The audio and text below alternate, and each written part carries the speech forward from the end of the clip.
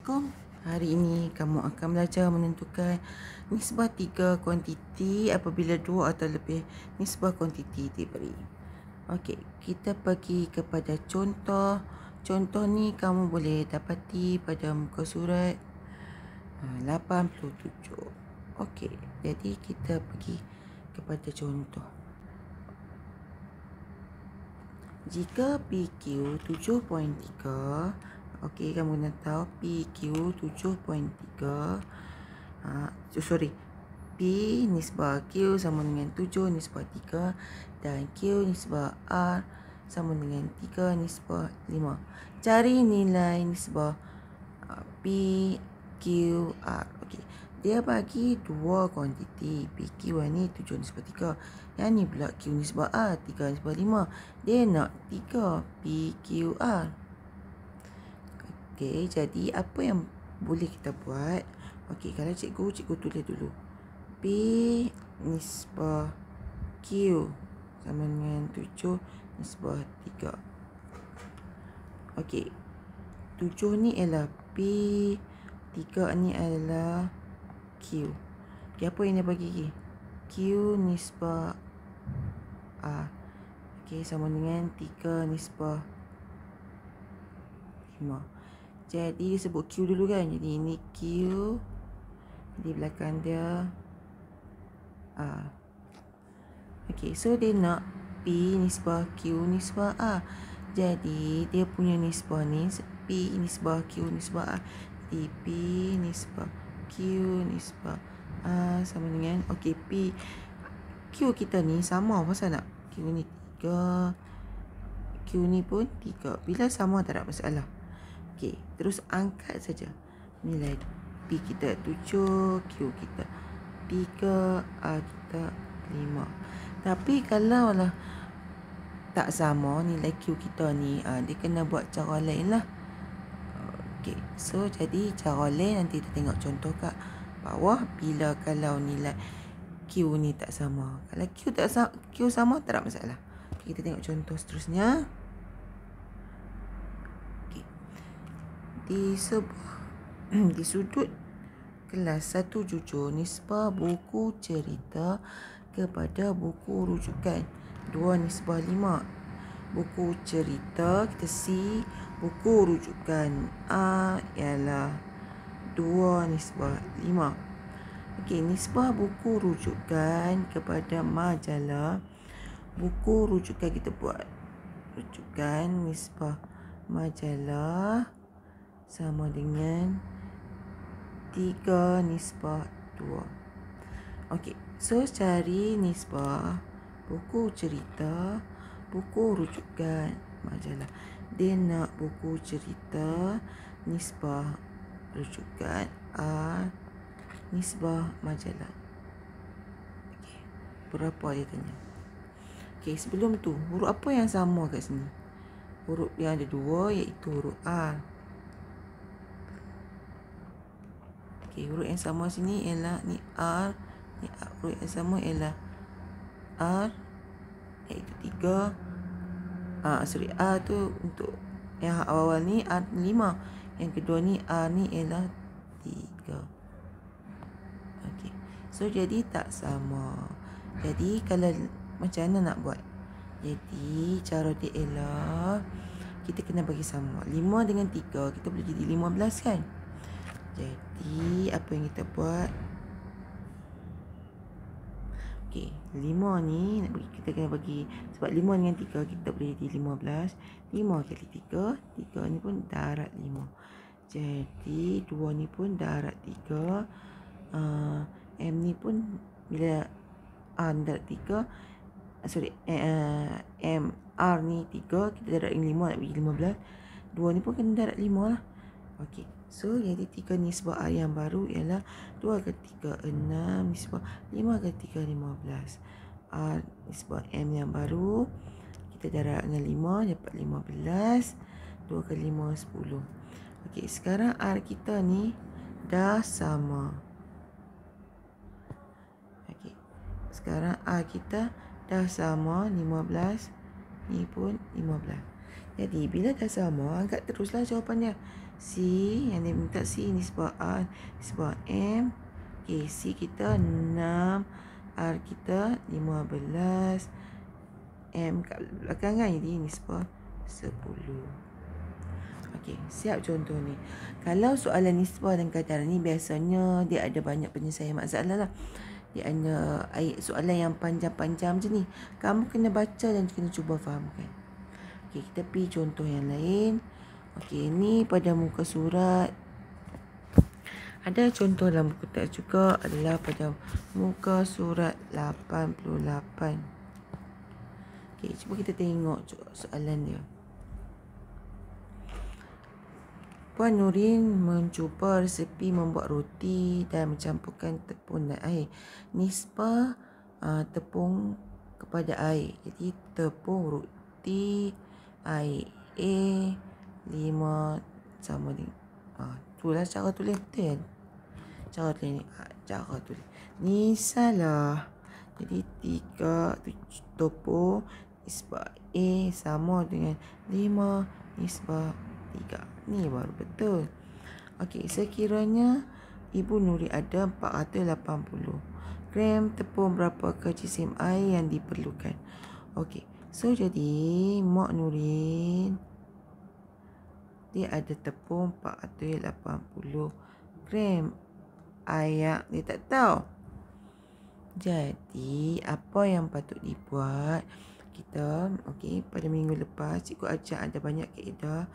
Tapi hari ini cikgu akan ajak lagi satu kaedah, iaitu kaedah unitari. Okey, minggu lepas cikgu ajak kaedah darab silang. Dan lagi satu kaedah apa? Kita tengok balik nota dalam buku nota kamu. Bagi siapa yang menyalin. Okey, ada kaedah darab silang. Ada kaedah apa? Satu lagi. Kita tengok balik. Kaedah kadaran, kaedah darab silang. Dan hari ini cikgu nak perkenalkan kaedah unitari. Okey, kaedah unitari. Okey, cara dia macam ni. Sebab minggu lepas kalau cikgu terang banyak-banyak kaedah, tapi kamu confuse. Jadi cikgu terang hak senang dulu, susah dulu. Jadi hari ni kaedah unitari pun tak susah mana. Okey, jadi macam ni. Okey, tepung kamu ni ada berapa bahagian? Kalau kamu tengok ni, tepung kamu ada berapa bahagian? 5 bahagian. Okey, so jadi kamu perlu cari satu bahagian. Okey, jadi 5 bahagian sama dengan 480. Jadi kalau satu bahagian 480 bahagi tu sama jugalah dengan per. Okey, bahagi yang per tu sama. Sebab kita tahu 5 bahagian 480. Nak dapat satu bahagian, bahagi 5.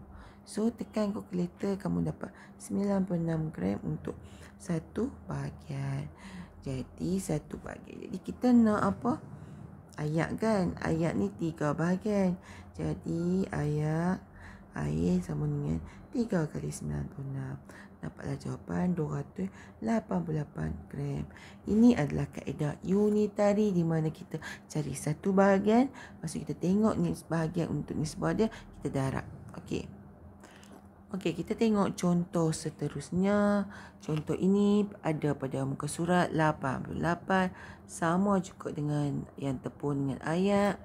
Okey, so dalam sebuah projek bengkel basikal murid di sebuah sekolah, nisbah wang ditemakan kepada sebuah kantin, iaitu 2 nisbah 6 nisbah 5. Okey, kita tengok dulu. 2 untuk apa?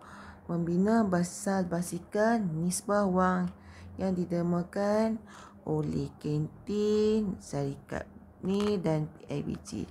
Jika PIBG derma 900, okey, berapakah wang yang ditemakan oleh kantin dan syarikat? Jadi jadi contoh dia, nisbah dia kantin, syarikat Buku Jaya dan PIBG. Okey, ni nisbah dia. Jadi yang awal-awal tu untuk huruf apa? Kantin. syarikat Buku Jaya S dan PABG 5.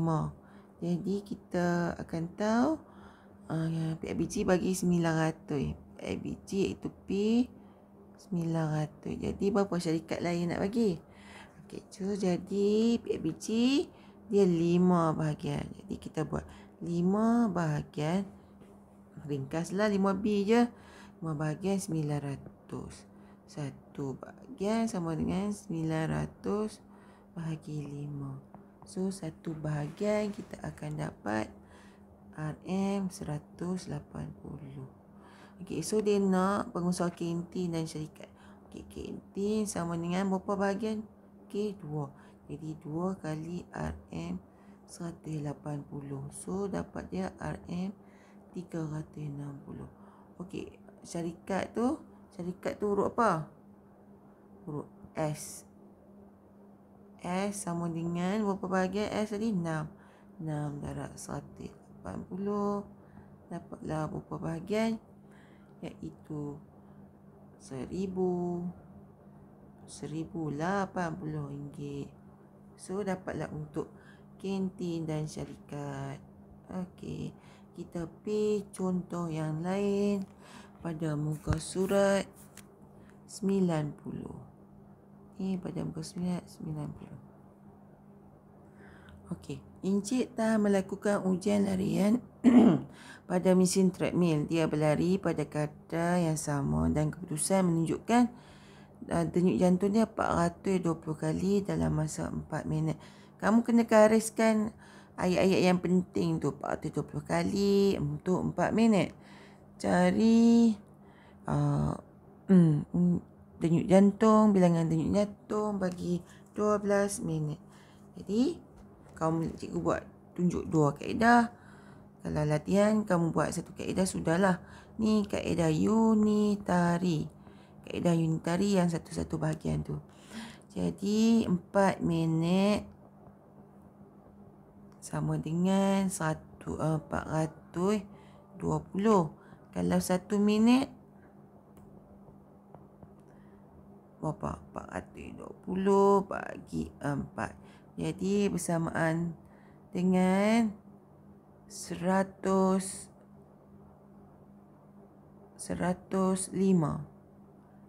Okay, so jadi kita nak 12 minit. Kan? 12 minit sama dengan 105 kali 12. Dapat jawapan 1260. Okay, itu kaedah unitari. Kaedah kita kira satu bahagian berapa. Kaedah darab silang pula. Okay, kaedah darab silang. Macam mana nak buat? 420 minit. 420 minit. Bukan 420 kali. Okey, kita bahagikan dengan 4 minit. Sebab 420 kali tu untuk 4 minit.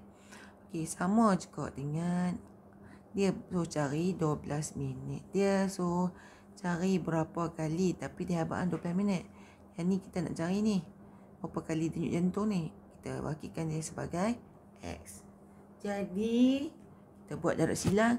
Kalau cikgu buang minit-minit tu sebab cikgu tulis minit ni, unit ni sebab untuk nak bagi kau faham.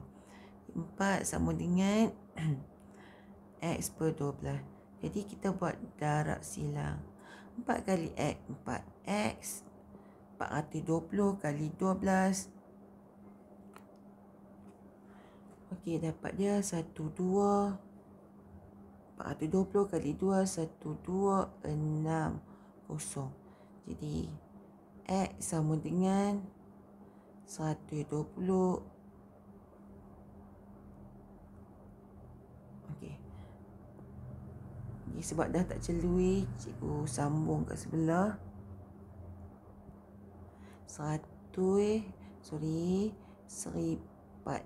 sama dengan 1260.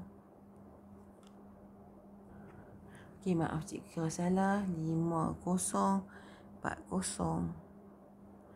Okey, cikgu kira salah ni. Okey, 420 kali 12. 5040. Okey, 5040. Jadi 5040. Okey, kita nak X saja. Jadi 5040 bahagi dengan 4. Jadi X kita ialah 1260. Jawapan sama juga. Tapi yang mana satu kamu nak pilih? Cikgu rasanya kaedah unitari lebih mudah. Sebab cari satu bahagian, iaitu 1 minit. Lepas tu kita darab dengan berapa minit yang kita nak. Itu lebih mudah. Tapi kaedah darab silang ni jangan diabaikan sebab kamu akan lebih guna pada bab 5. Okey, kita tengok contoh yang terakhir. Okey, seorang pekebun sayur menggunakan kaedah tangkap, tanda dan lepas semula untuk menganggarkan populasi siput di dalam kebun sayur.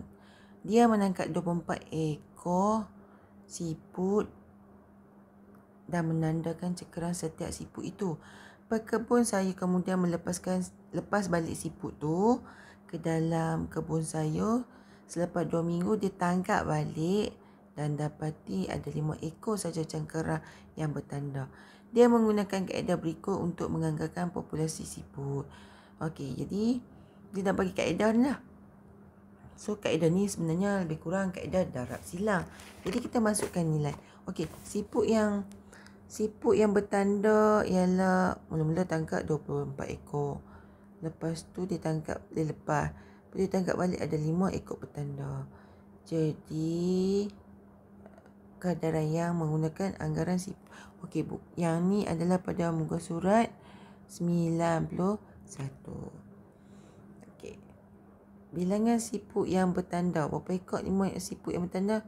5 ekor. Dengan bilangan siput yang ditangkap balik ialah 30 ekor. Jadi cikgu ulang. Bilangan siput yang tanda tadi yang bertanda kita dapat 5 ekor. Okey, bilangan siput yang tangkap semula ada 30 ekor. Jadi bilangan siput yang ditangkap dan ditanda. Okey, yang ditangkap awal-awal, tangkap dan tanda ialah 24. Jadi 24. Bawah ni ialah populasi siput. Populasi. Jadi macam mana nak buat? Kita boleh buat kaedah